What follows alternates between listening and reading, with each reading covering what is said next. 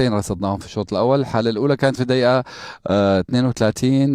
بنشوف الحالة كان أثناء قيام الحكم بإنذار لاعب البنزرتي رقم 29. نشاهد تصرف لاعب الأفريقي فراس شواط. لاحظ هنا سلوك غير رياضي، سلوك غير رياضي من قبل لاعب فراس شواط. كان يجب على الحكم إشارة بطاقة صفراء. طبعا هنا الحكم لم يكن يشاهد الحالة نهائيا، كان هناك حالة إشارة بطاقة صفراء على اللاعب البنزرتي، لذلك لم يشاهد الحالة. كان يجب على الحكم المساعد تقديم المساعدة في هذه الحالة، ولكن عموما في هذه الحالات لو شاهد الحكم الحالة هنا بطاقة صفراء كان يجب إشارة للاعب رقم 9 فراس شواط من النادي الأفريقي.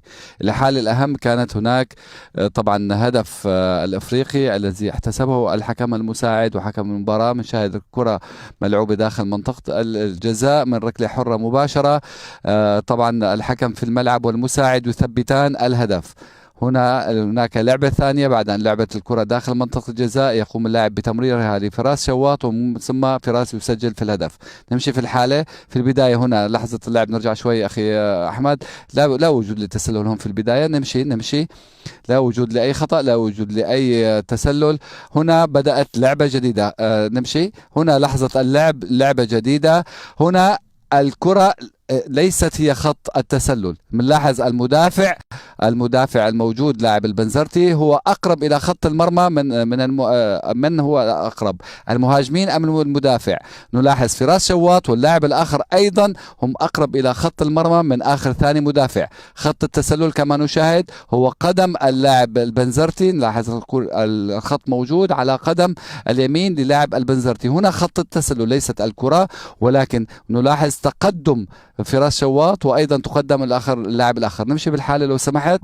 طبعا اللاعب القريب من فراس المهاجم الثاني يحاول على الكره، ومسمى فراس شواط يسجل الهدف. في الحالتين تسلل، اللاعب الذي تداخل مع المنافس وايضا فراس شواط كان في موقف تسلل. طبعا الحكم كما ذكرت في الملعب يحتسب الهدف بناء على رأي المساعد الثاني، ولكن تقنية الفي ار تدخل بشكل ايجابي، طبعا ايجابيا في القرار ككل، ولكن الحمد لله خطوط التسلل التي رسمها الفي ار كانت خاطئة. ناخذ الحالة يا اخي احمد، نشاهد خطوط التسلل. اين خط التسلل؟ لاحظ الخط الازرق هو خط التسلل، ولكن على ما يبدو تقنية الفي ار اعتبروا ان الكرة هي خط التسلل، ولكن نسوا اللاعب المدافع الموجود. ولكن أعود وأذكر أنه الحمد لله، وحتى عن اللاعب المدافع فراس شواط وزميله كان متقدمان، لذلك في النهاية كان القرار صحيح. يجب على تقنية الفي ار التأكد من مكان وجود خط التسلل.